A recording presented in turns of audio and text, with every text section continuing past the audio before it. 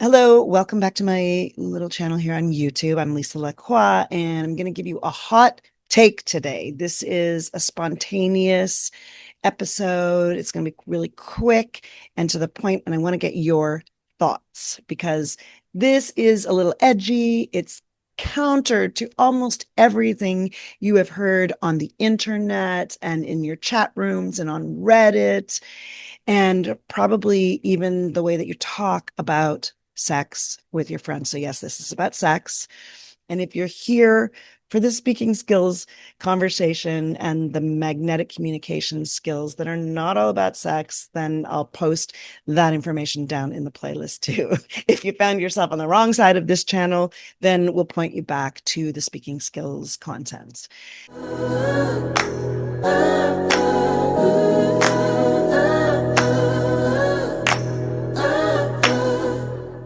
The hot take is this. I think we are way too obsessed with orgasms.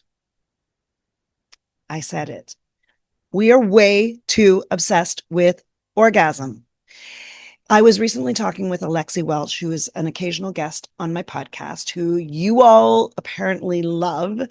Orgasm has practically nothing for us in sex. If we allow the possibility that sex can be an experience that really enriches us with sexual energy, with aliveness that will really be transformative for us, we will feel it in our daily life. An orgasm in comparison gives us nothing, If we were to practice sex in this way, where in every moment we are creating that sexual energy and we can really feel how it is nourishing us and we're creating good quality of it and we're feeling all that exchange and interaction, we feel that love with each other, that connection, moment by moment, that would fulfill us a lot more.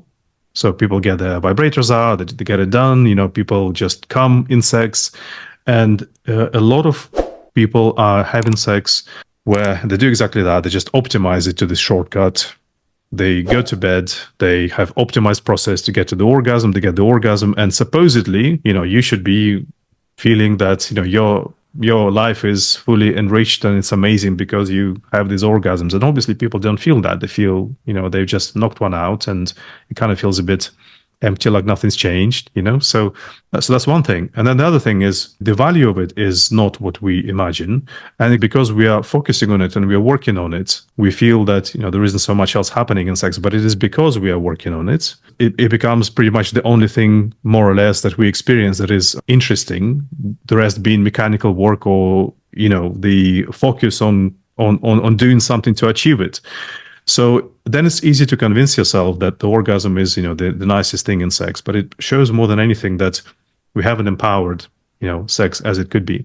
Another, I think, really important thing, women can have, particularly women, but also men, can have experiences that are what we call a flowing orgasmic experience, which is a lot more fulfilling and powerful, and it can go for a longer time.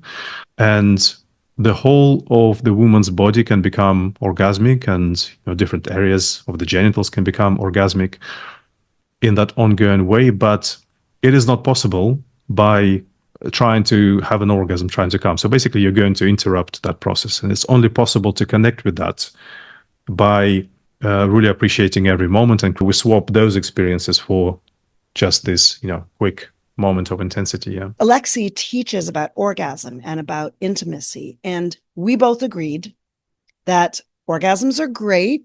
Who doesn't love a good orgasm? But they're not the whole story, and they might not even be the most important part of sex.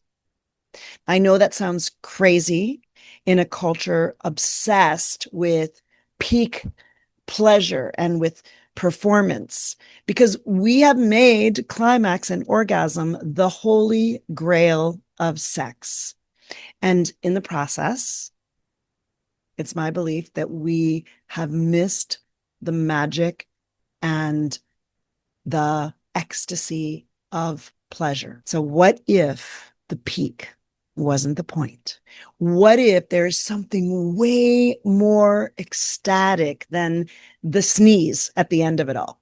What if we focused on breath and touch and surrendering into the truth of our body's subtle erotic pleasure, leaving the experience feeling more cracked open, more electric in our bodies, more alive, more filled with the life force energy that sex has the opportunity to bring to us than ever before. For myself, I know as I have gotten older, sex has gotten different.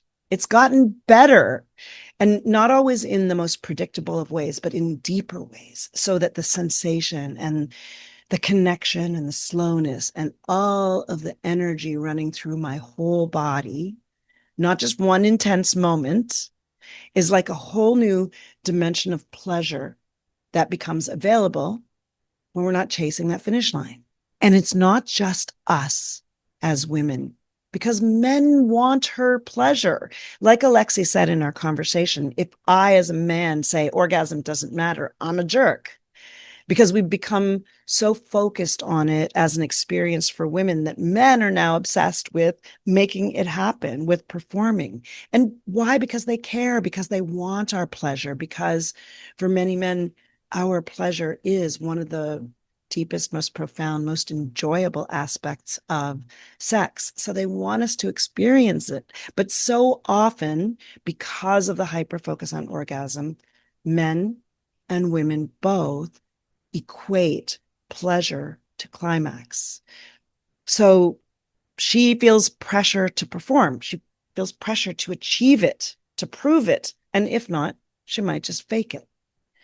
And then in doing so, in putting all the pressure on that, both as men and as women, we both miss the actual experience of deep, wild, ecstatic aliveness that is only possible when we let go of performing and we start feeling. Just this week, I saw another woman around my age saying something very similar. And it was one of the first times I've heard someone speak about this publicly in a similar way to the way I believe this to be. And it made me wonder if maybe there's something about the impact of age on this topic. I wonder if as we age, we have more access to deep, ecstatic pleasure in ways that dwarf the experience of orgasm, which is like an ending. It's a completion. It's a fading away.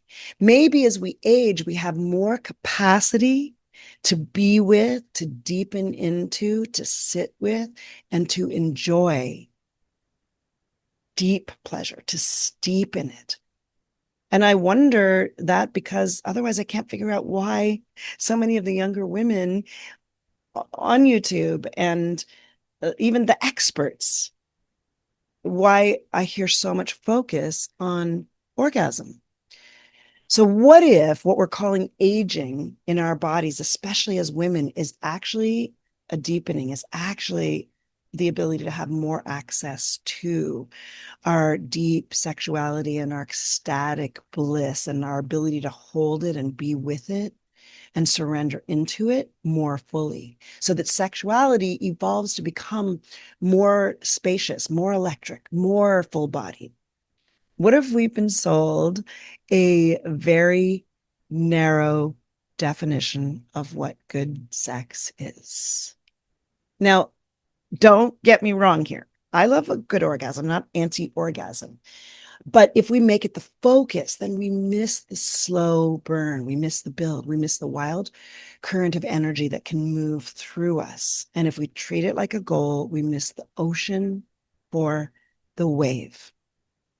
Because that's the real beauty of sex. That's what's actually available. It's not the peak, it's in the ride. So, what if we focused not on the destination? What do you think? Have you noticed anything about this too? Is there any part of your body that is asking for something a little different, is asking you to slow down and to get wilder and wider and wiser? Is your body maybe asking you to be true to something other than the focus of climax?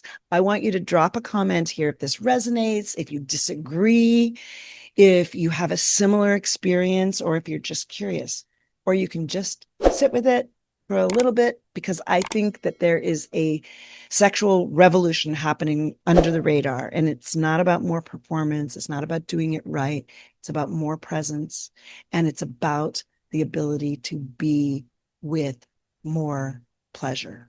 And listen, if you want me to have a conversation on camera with Alexey Welsh about this, I know you all love him. So let me know, post that in the comments below, and we'll see if we can get Alexey back. If you want to see another video about intimate connections, the playlist is here. And this is a video YouTube thinks you'll like. Thank you for being here, and I will see you next time.